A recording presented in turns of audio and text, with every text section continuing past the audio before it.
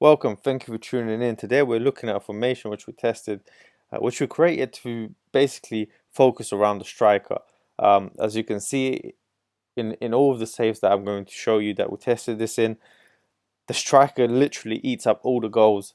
So one thing to say, I think for this formation to be effective for you, I think you need to have a lot of creativity in behind your striker, players with good passing statistics, good vision statistics.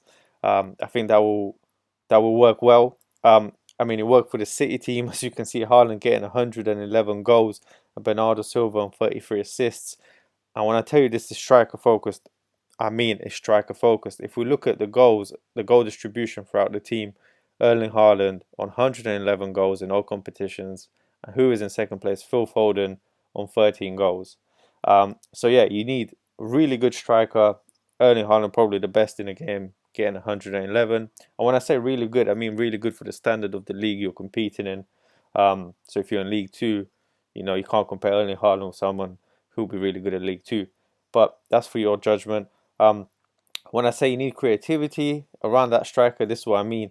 Why Haaland got so many goals is because he plays for Manchester City. You have the likes of Bernardo Silva, De Bruyne, Foden, Mahrez, Grealish, all chipping in with numerous assists there. Um, in terms of the data hub and how the general performance of the team is, it's a pretty defensively solid formation. You're only expected to concede 0.66 per game, and in goals per game, you're looking to get between 2 to 3 goals a game with 2.68 running up there on average. You're getting 20 shots off of, on average per game, so you will have games where you score more than three. You get 4 or 5 goals. I remember, if I remember correctly, actually there was a European game here against a small team, but yeah, the team came away with 11 goals against that side. So yeah, plenty of chances being created with this formation too.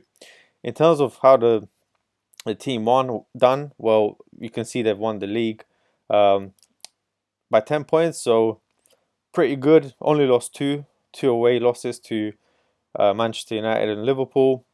And Manchester City actually battled it with Liverpool for all trophies, I think. We'll have a look at the competitions in a minute, but only drew seven.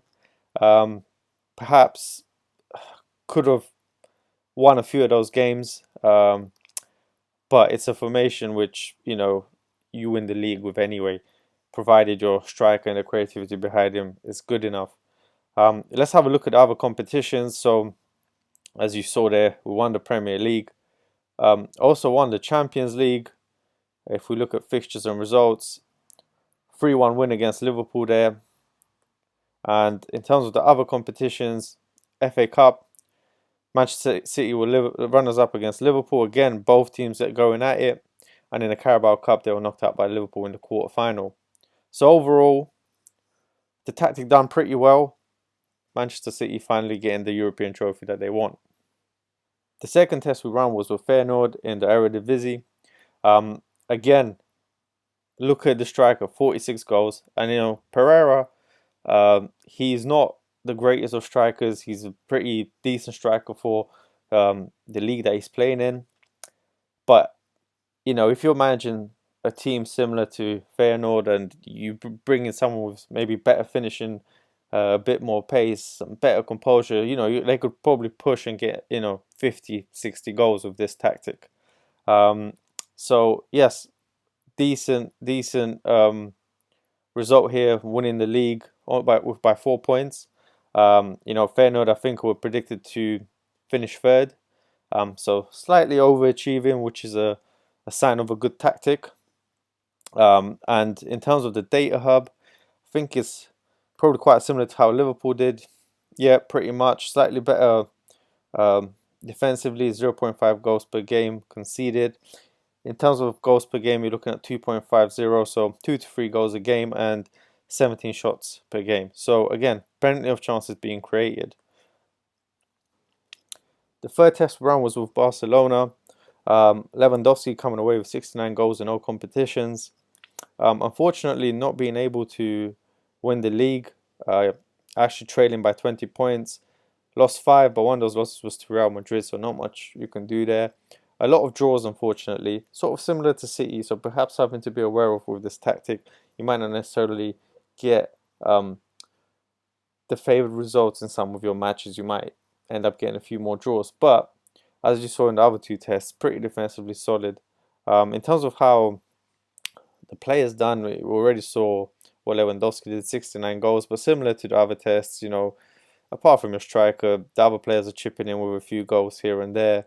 And then a lot of them getting assists. Dembele having a great season there with 22 assists, followed by Torres and Fati on 14 both. Looking at the other competitions then, well, something to celebrate for Barcelona, winning the Spanish Super Cup, 1-0 win there against Real Madrid, so not too bad at all. Unfortunately, knocked out in the semi-final of the Spanish Cup by Levante. Perhaps could have done better. Maybe players needed rest. Maybe there was injuries. We simulate all these saves, so can't really look into that. But if if you're managing, you're actually playing with this tactic, perhaps this is something you can deal with by having better squad depth or resting your players. In terms of the Champions League, or as you know, it was Manchester City that won it. So unfortunately, Barcelona came. Barcelona were knocked out of the competition by Liverpool, who actually made it to the final. So can't be too angry about that.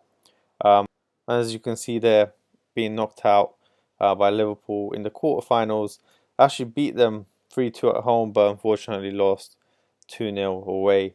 So, with luck of the draw, perhaps could have made it to the semi-final, but definitely a tactic worth giving a go. But we want to share all the tests we run with you, so this is one which unfortunately Barcelona didn't really perform that well with. In terms of the tactic, this is how we lined up. It's a 4-1-1-3-1. You have a sweeper, keeper on support, 2 wing backs on support, 2 ball-playing defenders on defend. You have a ball-winning midfielder on defend. You have a deep lane playmaker on support, 2 inverted wingers on attack, and an advanced playmaker on support. And then you have your main man, your striker, on advanced forward on attack. In terms of the play instructions, the keeper, just take more risks. Wing back, you want them to cross more often and stay wider, run wide with the ball, get further forward. The ball playing defender, dribble more, take more risks, hold position. And the same for the other one. And the wing back on the left side is the same as the one on the right, as you can see there.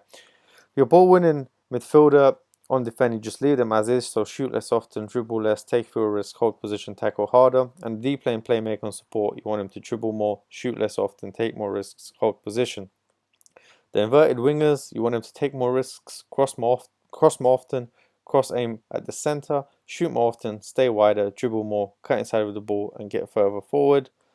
As you can see on the left, we also have take more risks, cross more often, cross aim center, shoot more often, dribble more, cut inside with the ball, get further forward. The advanced playmaker on support, you want them to dribble more, move into channels, shoot less often, take more risks. And your striker, very simple, take more risks, shoot more often, move into the channels. In terms of the tactics, you want the mentality to be balanced in possession. You want the attacking width to be fairly wide. The approaching play, you want to pass into space, overlap on the left, overlap on the right, play out of defense. Shorter passing, lower tempo. In the final third, you want to work the ball into the box, and your creative freedom, you want your players to be more expressive. You want them to be creating chances.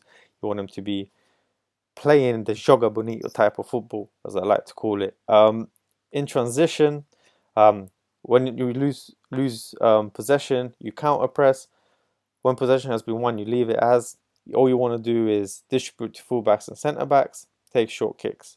And out of possession, we just want a high line of engagement, a standard defensive line, and to prevent short goalkeeper distribution. But yes, this is how a tactic was set up today, and this is the results we achieved. Let me know if you try it. As always, thank you for tuning in. Would appreciate if you would hit that subscribe button and let me know if you test this tactic and how it turns out for you. Thank you and God bless.